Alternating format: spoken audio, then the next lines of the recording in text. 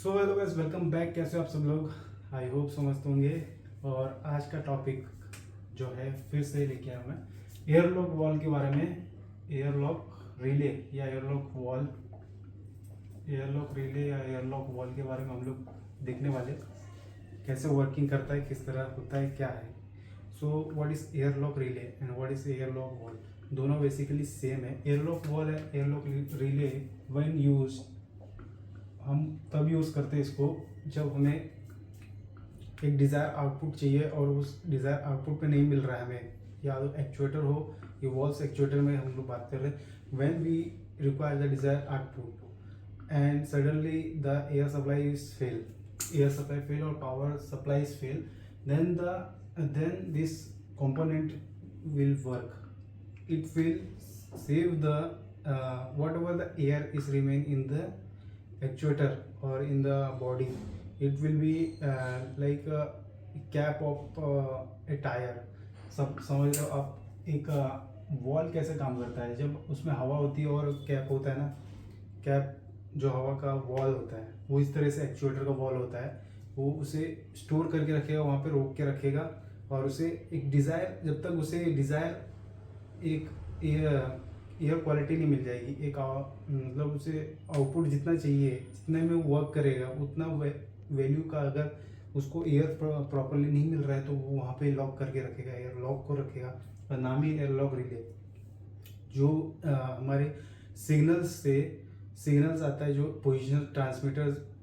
Positioner से जो signals आएंगे वो उससे उससे मिलेगा और उस वजह से वो बताएगा कि यहाँ पे एयर का जो है प्रॉपर्टी कम है, यहाँ पे मतलब डिज़ायर जो सेट वैल्यू है प्रीसेट वैल्यू से कम है, तो इस वजह से यहाँ पे एयर को लॉक करना पड़ेगा और यहाँ पे स्टॉप करना पड़ेगा। मतलब फेल लास्ट या फेल क्लोज या फेल ओपन, जो भी पोजीशन होगा उसी पोजीशन पे रुक जाएगा एक्चुएटर।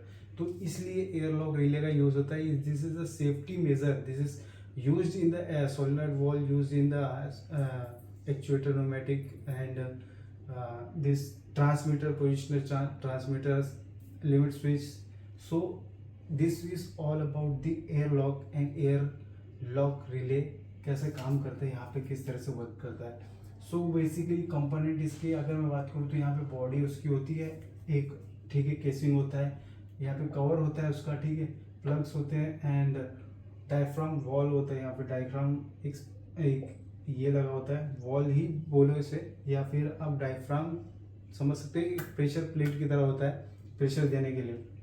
अगर और यहाँ पे लॉक नट होता है तो पता ही है आपको, लॉक करने के लिए एडजस्टेबल स्क्रू रहता है। आप किस तरह पे एडजस्ट कर रहे हो, कैसे एडजस्ट करना चाहते हो कि हमें अगर कितना आउटपुट देना है या कितना एयर इनटेक करना है एक्चुएटर में, तो उस तरह से उस हिसाब से we will try to get and adjust that screw.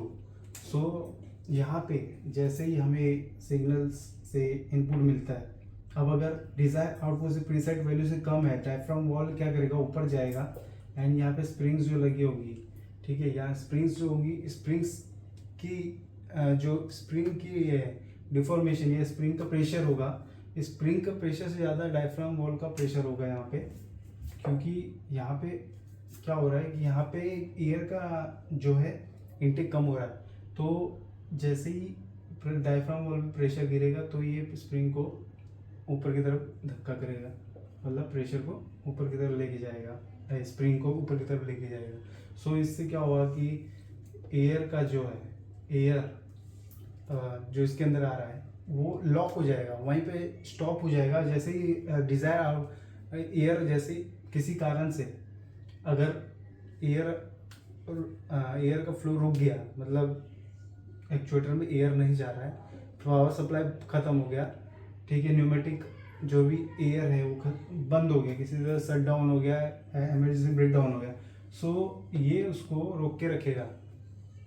Diaphragm wall, diaphragm pressure दे के रखेगा।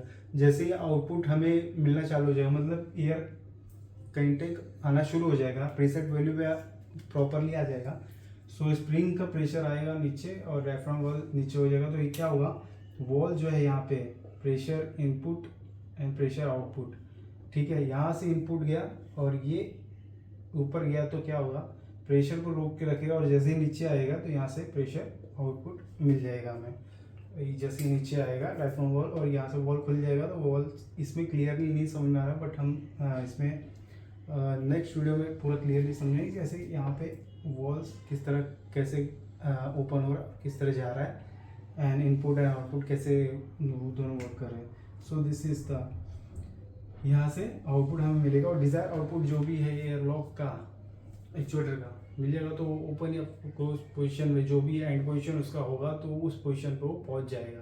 So this is all about the airlock relay.